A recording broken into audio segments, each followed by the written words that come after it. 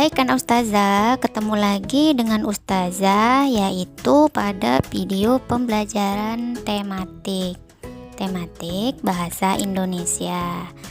Pada minggu lalu anak-anak Ustazah sudah mempelajari tentang teks non-fiksi. Kali ini kita akan menyambung materi yang kemarin yaitu teks fiksi. Ada yang udah tahu anak Ustazah apakah itu teks fiksi? Yuk sama-sama kita perhatikan materinya.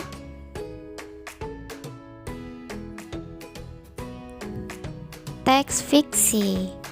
Teks fiksi adalah karya sastra yang berisi cerita rekaan atau didasari angan-angan atau fantasi dan bukan berdasarkan kejadian nyata.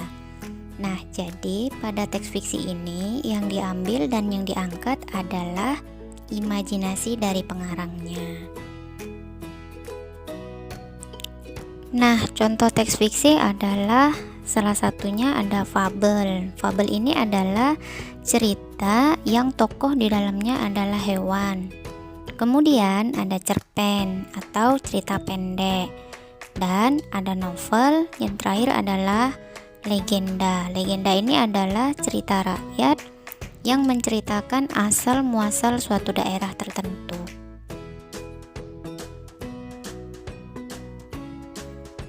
Di dalam teks fiksi ada beberapa unsur yang membangun sebuah cerita. Nah, unsur-unsur tersebut yaitu yang pertama ada tema, yang kedua ada tokoh, ketiga alur atau plot, yang keempat konflik, yang kelima latar, dan yang terakhir adalah amanah atau amanat. Kita bahas satu persatu ya. Yang pertama adalah tema.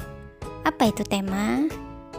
Nah, tema adalah pokok persoalan yang mendasari sebuah cerita. Contoh dari tema bisa kesehatan, persahabatan, budi pekerti, lingkungan, bencana alam, cinta tanah air, dan sebagainya. Anak-anak Ustazah bisa mencari berbagai tema yang akan dibuat dalam sebuah cerita.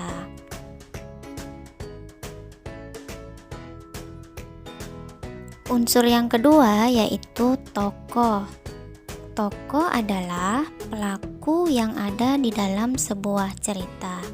Nah, tokoh ini sendiri ada dua. Yang pertama ada tokoh utama dan yang kedua ada tokoh pendukung. Tokoh utama yaitu tokoh yang memiliki peran yang sangat penting di dalam sebuah cerita. Sementara tokoh pendukung yaitu tokoh yang mendukung peran tokoh utama. Nah, di dalam tokoh itu ada yang namanya watak tokoh. Apa watak tokoh ini? Watak tokoh adalah sifat atau karakter tokoh di dalam sebuah cerita.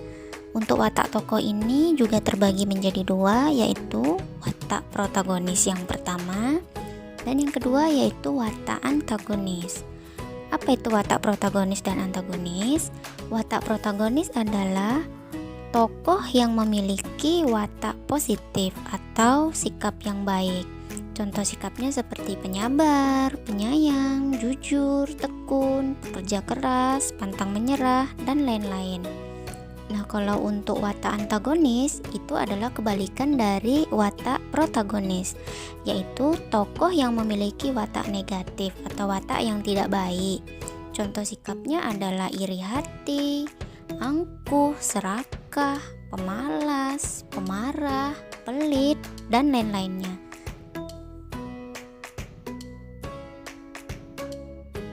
Unsur yang ketiga yaitu latar. Nah, latar ini yaitu tempat, waktu, dan lingkungan tempat kejadian perkara di dalam sebuah cerita. Untuk latar ini sendiri terbagi ke dalam beberapa bagian. Yang pertama ada latar tempat yang menunjukkan tempat kejadian di mana sebuah cerita itu terjadi, seperti di sekolah, di rumah, di jalan, sawah, dan sebagainya. Kemudian ada latar waktu, yaitu waktu yang menunjukkan kejadian itu di saat kapan, seperti di waktu kemarin, atau di waktu siang, di waktu sore, malam, saat pulang sekolah, dikala hujan turun atau sebelum makan dan sebagainya. Kemudian ada latar suasana, yaitu yang menunjukkan keadaan di dalam sebuah cerita, seperti bagaimana keadaannya, mencekamkah, menyedihkan, atau bahagia, dan lain-lain. Yang kemudian ada lagi yaitu latar budaya. Nah, dalam cerita itu budaya yang dikedepankan atau yang ditimbulkan apa, seperti budaya Jawa, budaya Sunda, Melayu, Minang, dan sebagainya. Itu ya pembagian dari latar-latar di dalam sebuah cerita fiksi. Unsur yang keempat yaitu konflik. Konflik ini yaitu masalah yang penting yang ditimbulkan oleh penulis untuk mengembangkan alur cerita di dalam sebuah cerita fiksi. Unsur yang terakhir di dalam teks fiksi yaitu amanat. Nah, amanat ini adalah pesan moral yang ingin disampaikan penulis kepada pembaca di dalam sebuah cerita. Contoh dari amanat seperti jadilah anak yang berbakti kepada orang tua, dan kebaikan akan menghasilkan hasil yang baik meskipun kejahatan menghalangi. Nah, itu tadi ya nak, unsur-unsur dari cerita teks fiksi. Untuk lebih memperjelas menentukan unsur-unsur di dalam cerita, maka perhatikan cerita berikut ini. Kita tentukan sama-sama ya unsur-unsurnya.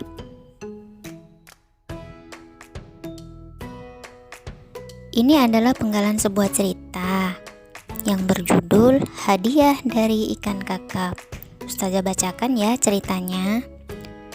Ada seorang nelayan miskin. Ia belum juga mendapatkan seekor ikan pun meski telah seharian menebar jala di danau. Menjelang sore, tiba-tiba jalanya berhasil menangkap seekor ikan kakap kecil. Lumayan daripada tidak dapat sama sekali, pikir si nelayan sambil memasukkan ikan kakap kecil ke dalam keranjangnya. Tolong nelayan yang baik, jangan tangkap aku. Tiba-tiba si kakap berseru, kasihanilah aku masih sangat kecil dan belum bisa membalas budi pada kedua orang tuaku. Mendengar permintaan si kakap seperti itu, si nelayan pun jadi terharu. Baiklah, sekarang kamu kulepaskan, kata si nelayan sambil melepaskan kembali si kakap kecil ke dalam sungai. Sebelum pergi, tanpa diduga si ikan kakap itu menyerahkan sebuah permata yang sangat indah kepada si nelayan. Terimalah, semoga permata ini bisa membantu mengatasi kesulitan hidupmu. Dengan penuh sukacita, nelayan menerima pemberian itu, kemudian menjual permata itu dengan harga mahal. Sejak itu hidupnya pun tidak lagi kekurangan. Nah, di dalam penggalan cerita ini kita menemukan unsur-unsur. Ada tokoh, ada latar, pesan moral, konflik, dan sebagainya. Mari kita tentukan sama-sama unsur-unsurnya.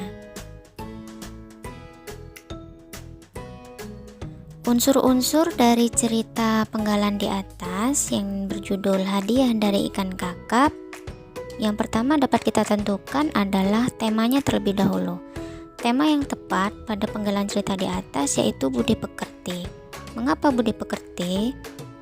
Karena di dalam cerita di atas disampaikan bagaimana perilaku-perilaku yang baik, seperti bagaimana kita menolong orang yang dengan ikhlas dan bagaimana kita bersikap kepada orang yang telah menolong kita.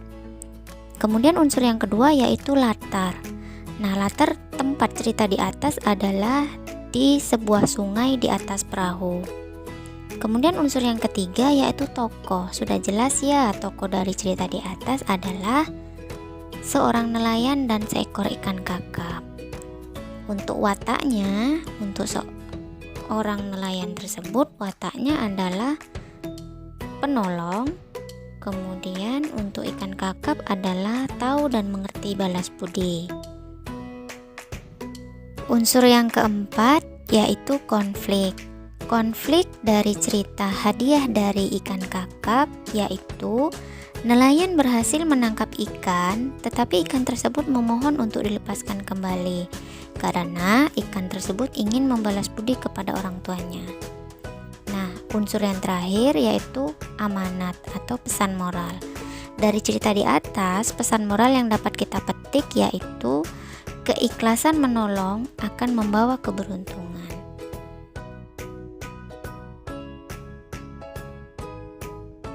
Cukup sekian pembelajaran kita pada hari ini. Mudah-mudahan dapat dimengerti dan dipahami ya nak. Nah, untuk lebih jelasnya silahkan anak ustazah berlatih soal evaluasi di bawah ini.